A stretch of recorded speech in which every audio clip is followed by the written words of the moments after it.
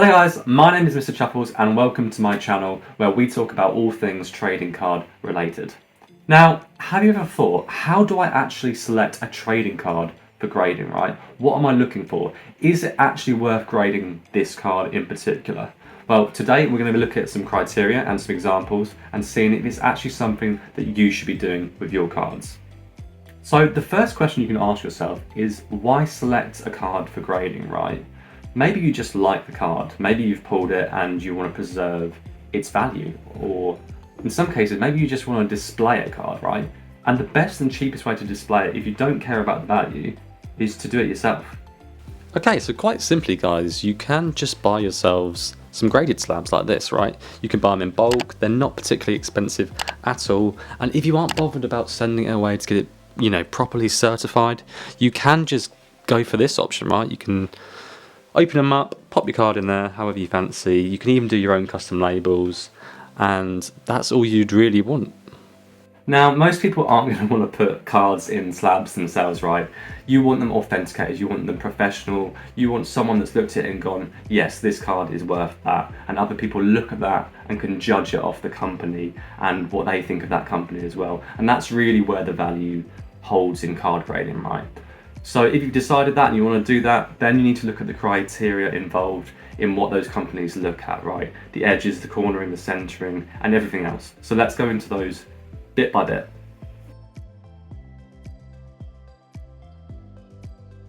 So card size isn't something that people usually think about when they think about grading criteria, right? But you can actually get long prints and short prints of cards.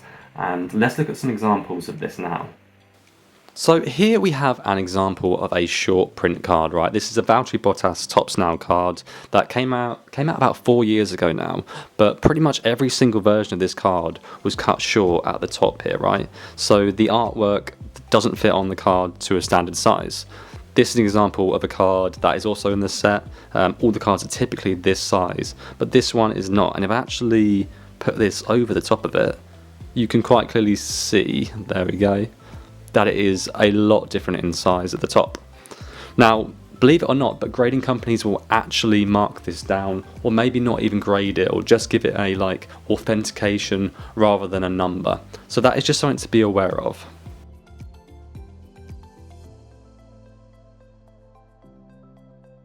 So centering has a huge impact on the grade of the card, and the best way to describe it is how well printed the card is in relation to the centering and how it is cut, right? So basically how centered the card is. Let's look at some examples to best describe this. So I've actually got a tool for centering, right? So this is one I bought online, and it's a really good indication of how well centered your card is, right? So this is a Michael Schumacher card. It typically has really good centering when you pull one, and let's have a quick look at it underneath here on how it scales on here, right? So we're going to line it up to our best ability like this, and we'll bring this in so you guys can see the numbers as well.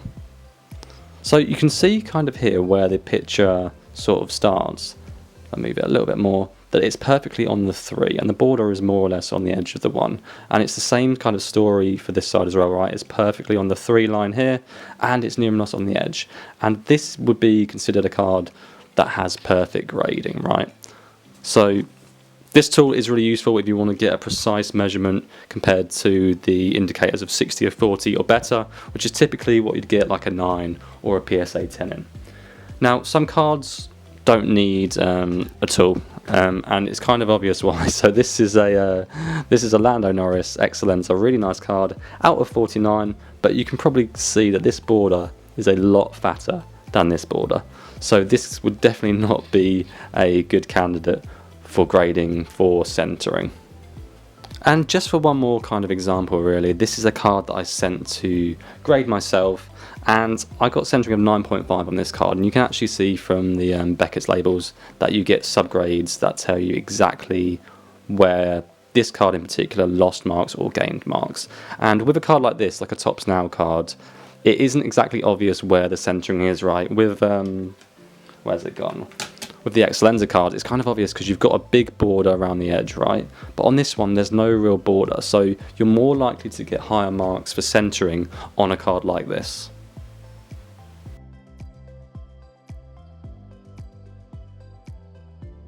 So as for the surface, guys, surface is one of the hardest things to kind of see before you send, right? The tests that they do at PSA are far more intricate than we can do with our own eyes and at home. So really it's just about looking at the card manually and seeing what you can see, right? So if I look at this one, for example, it's really hard to pick up, but there is actually a scratch line that goes all the way through the 4, all the way down here. It won't pick up particularly well if you don't have it in the right light.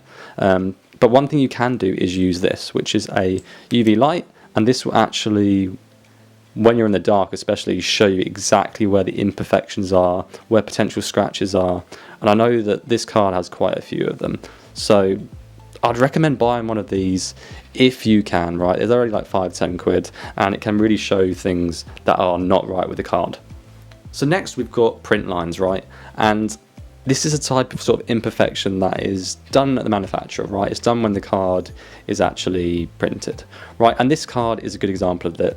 It's got really good centering, it's got really good corners, it's got really good edges. So why isn't it a 10? It's an 8 because it's got a massive print line right down it. You can see it here quite clearly on camera, right down the middle, and there's nothing you can do about it, guys. They happen, but I wouldn't recommend sending one if it's so obvious, just like this one. Now, believe it or not, guys, but actually, with an autograph, you can actually get imperfections on autographs. So if you do manage to pull an autograph and you want to get it graded, it gets graded slightly differently. There's slightly different rules as companies. But even when they've gone to sign the card, if they skip over a bit and then go again, which this card does, they can mark that down as a not perfect auto, even though it might have really good centering and be a perfect card. So that's just something to consider as well.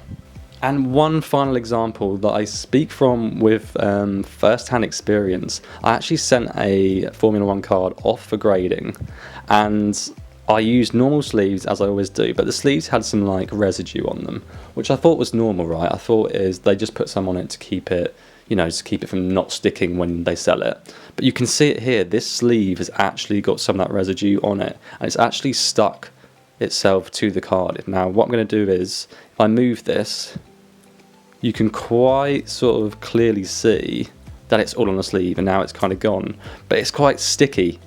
And the card I sent off, they actually refused to grade it. They sent it back, this was Beckett's, they sent it back without a grade completely. So a very small thing, but this can actually damage the surface of the card. So I'm actually going to take this one out if I can. It is really sticky. I actually can't get it out. So I'd really recommend looking at which sleeves you're buying and just checking they haven't got any stickiness on them before you, there we go, before you put it in a sleeve. Now for a little bit of extra information that you might not have thought about, right, is the curvature of the card.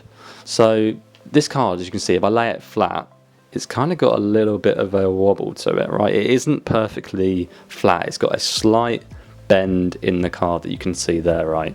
And believe it or not, grading companies actually aren't bothered about this. It's not in their criteria, right? The only thing that would be in the criteria is if it was so sort of bent that it produced like a surface imperfection down the middle or a bend or a crease, right? That's the only reason. But even if you have a curved card, guys, you can definitely send it off for grading.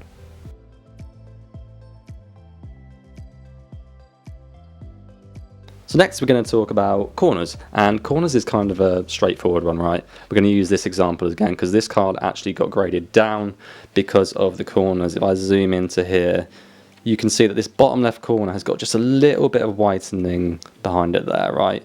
And corners are really judged on the sharpness, like how 90 degree they are, or if it's a card that actually is meant to have a curved corner, how clean that corner is, right? So this one clearly didn't get that grade. It actually got a corners of 9, which is actually quite generous considering how white that corner is, but I guess the rest of them are particularly good. So corners, and to be honest guys, corners is the area in which you're most likely to see some sort of imperfection or whitening. Like, it just naturally happens when you put a card in a sleeve or in a top loader, and it is definitely the hardest thing to avoid.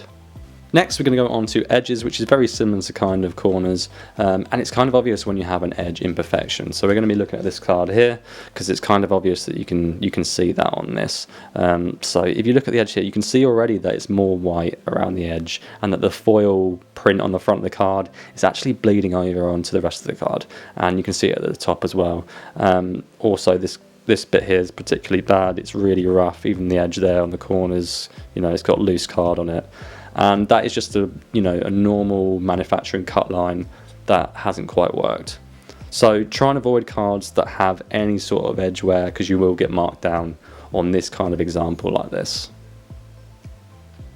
Now, just a quick reminder, guys, if you do like the content, please do like and subscribe, because it's going to help grow the channel further. Now, let's talk about card cleaning, because this is something that you can actually get done if you want to send a card away, right? And I've done it before in the past as well.